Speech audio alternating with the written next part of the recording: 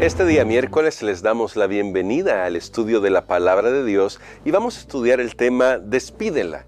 Ya casi llegamos a la mitad del mes de diciembre y en la lección de este día, aunque no va a tocar propiamente el texto de Marcos y de Mateo, aunque sí quisiera tocarlo, este servidor quiere tocarlo un poquito, vamos a ver cómo Jesús fue trabajando a lo largo del desarrollo de la iglesia para que ellos pudieran derribar las barreras que los separaban de los demás.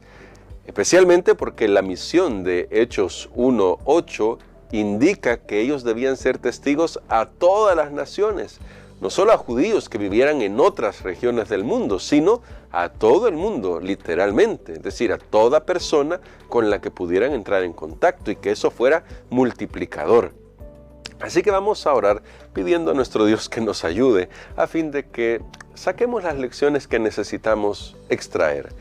Querido Padre, ilumina nuestras mentes con tu palabra y permítenos que tu Espíritu Santo transforme nuestros corazones de tal manera que cualquier barrera sea derribada de nuestro corazón para que abracemos con amor a aquellos que están necesitando de ti.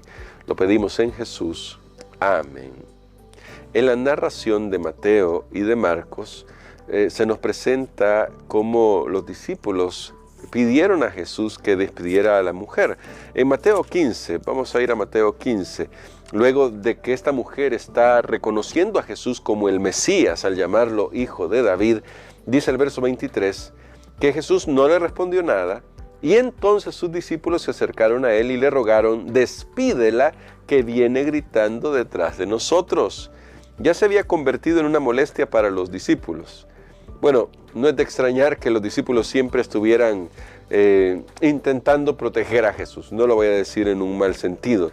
Lo hicieron con los niños, lo hicieron con esta mujer, lo hacían también esencialmente con la multitud, porque les interesaba de alguna manera quizás proteger a Jesús. Según ellos, estaban protegiendo a Jesús. Ahora, cuando nosotros analizamos este pedido de los judíos, de los discípulos, quiero decir, solamente podemos ver reflejado allí a la cultura en la que ellos habían crecido. Ellos habían crecido en una cultura en la que los cananeos, que es la forma en que los llama Mateo, no podían ser parte del pueblo, no podían acceder a las bendiciones del Evangelio, del mensaje de Dios. No podían entrar en el reino del Mesías, porque históricamente habían sido un dolor de cabeza. Ahora, vamos a ser muy francos, en realidad había sido un dolor de cabeza no por lo que ellos eran, los cananeos, sino por lo que permitieron los propios judíos, ¿sí? A veces es más fácil echarle la culpa a los demás de lo que en nosotros mismos hay. Hay que tener cuidado con eso.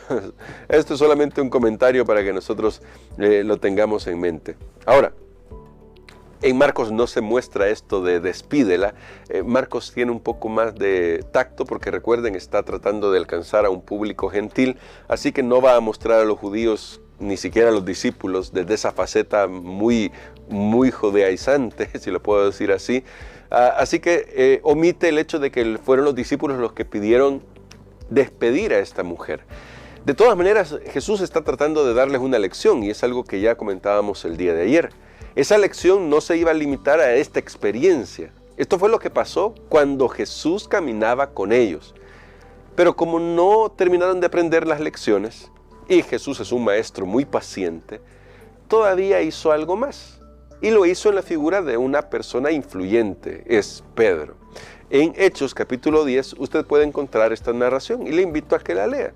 La narración no habla de alimentos, siempre hay que recordar esto. La narración de Hechos 10 no habla de alimentación, habla de cómo para Dios las personas no pueden ser catalogadas como inmundas, porque ya lo decíamos ayer, Jesús murió por todo el mundo, es la propiciación de todo el mundo. Así que nosotros no tenemos el derecho de ser los jueces que determinen quién es puro, quién es impuro, quién va a entrar en el reino, quién no va a entrar en el reino. Eso no nos corresponde a nosotros. Eso es lo que le está diciendo Jesús a Pedro en la visión que le muestra en Hechos 10 Y en la siguiente experiencia, porque Jesús es maravilloso como maestro, presenta a Pedro un buffet de animales que no podía comer y que de hecho no podía comer, esto es un paréntesis, no podía comer no porque fuera judío, sino porque no son alimentos, ¿sí? Hasta el día de hoy, muchas cosas que se consumen en el mercado no son alimentos, y especialmente hablando de carnes y otras cosas, no son alimentos, ¿sí?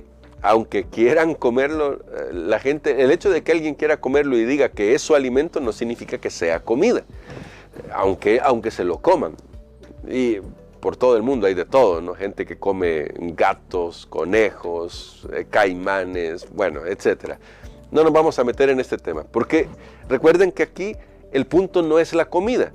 Si el punto no es la comida, aquí Dios le está mostrando algo a Pedro, y Pedro no hubiera comido eso porque no era algo sano, no estaba bien que comiera eso. Pero no era ese el punto. Luego Pedro mismo explica, Dios me ha mostrado que a nadie llame común o inmundo. ¿Cuándo dice esto Pedro? Cuando va a la casa de Cornelio y se ve en la casa de Cornelio con un montón de parientes de Cornelio. Obviamente no son judíos, obviamente son gente gentil. Y entonces Pedro ahí tiene que decir, esto no me sería permitido hacerlo, no debería haber entrado siquiera a esta casa. Pero Dios me ha mostrado que a nadie llame común o inmundo. Así que Pedro ya comienza a haber aplicado en su vida lo que Jesús quería mostrarle con esta experiencia que tuvieron en Tiro y en Sidón. Tal vez incluso pudo haber recordado Pedro que fue uno de los que pidió a Jesús que despidiera a esta mujer cananea. Y ahora es Dios mismo el que le dice, pero es que nadie es común, nadie es inmundo porque sí. Es decir, yo tengo gente en todo lugar que puede escuchar mi voz y que si quiere escuchar mi voz va a encontrar la verdad del Evangelio. Eso es lo que le está tratando de mostrar a Pedro. Y no solo a él, porque Pedro tuvo la sensatez de llevar consigo testigos para que vieran que estaba siguiendo la voluntad de Dios. Eso es lo que hizo Pedro.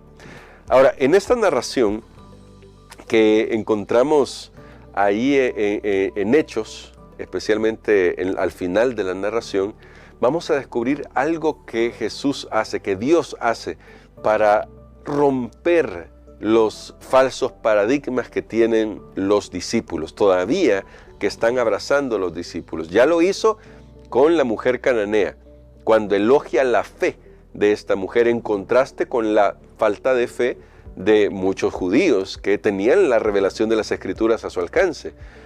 Ya lo hizo ahí y ahora lo va a hacer de una manera más dramática aún. Al final del discurso de Pedro, el Espíritu Santo es derramado sobre personas que todavía no se han bautizado. Había notado eso usted, ¿verdad? Estas personas que están ahí reunidas con Cornelio, incluyendo a Cornelio, no eran bautizadas. Y Dios derrama su Espíritu sobre ellos como el sello, porque el Espíritu Santo es el sello de Dios, como el sello de que esas personas han sido alcanzadas por el Evangelio de Jesús. ¡Qué maravilloso es esto! Porque Pedro seguramente, y los discípulos, y se ve en la narración de Hechos 10, se quedan sorprendidos. Entonces Dios también puede obrar en ellos. Claro que sí, porque Jesús es la propiciación de todo el mundo. Ahora, claro, estas personas no pueden ser dejadas así nomás. Lo digo en palabras muy humanas.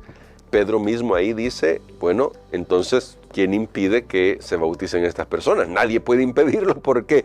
Porque Dios mismo ha puesto su sello de aprobación al derramar el Espíritu Santo.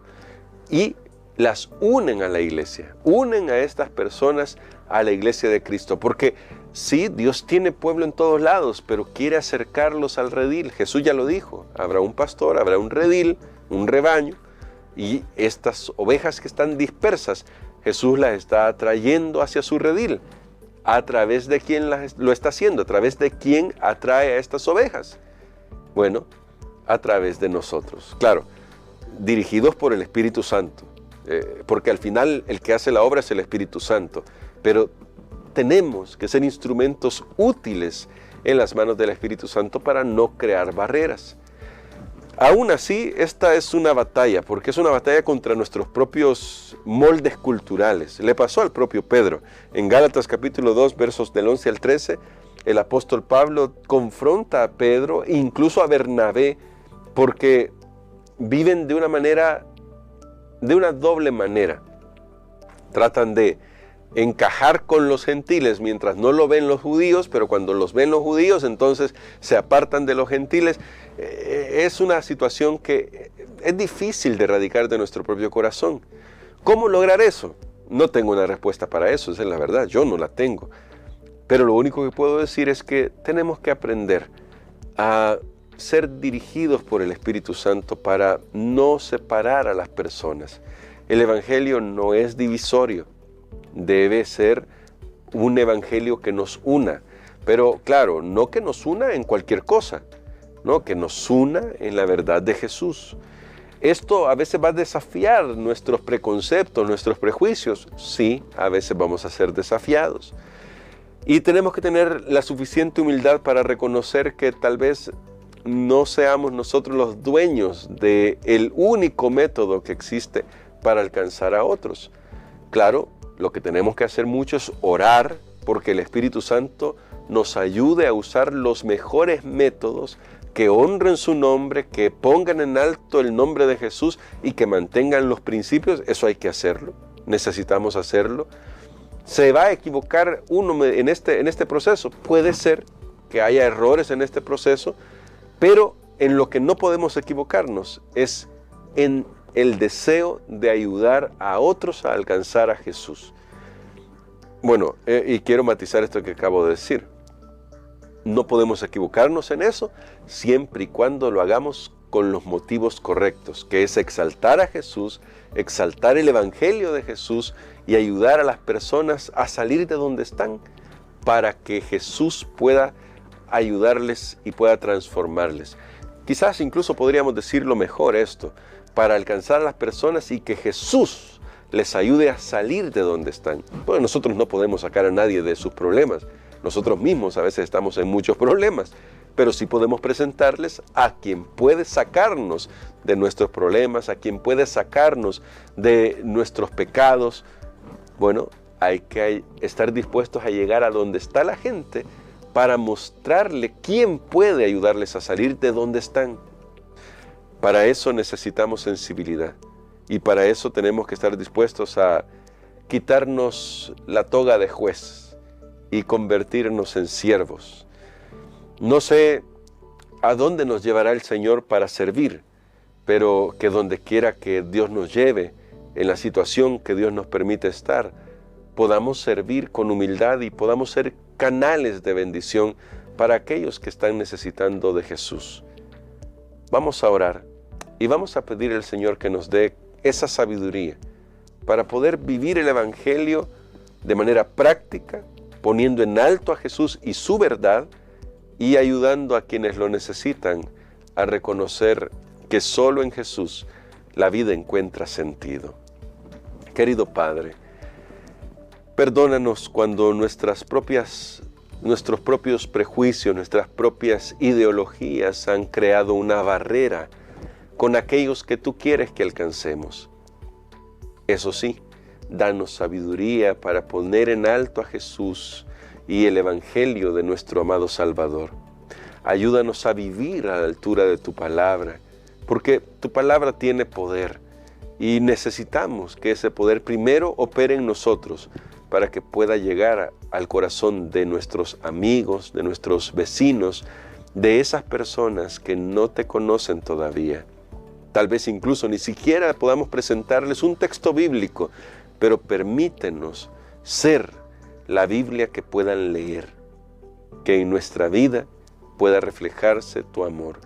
Pero mientras eso hacemos, también danos la oportunidad de proclamar este Evangelio con nuestra voz, mostrándoles que solo en ti encontramos seguridad, salvación, perdón de nuestros pecados y ayuda para salir de donde estemos. Oramos en el nombre de Jesús. Amén.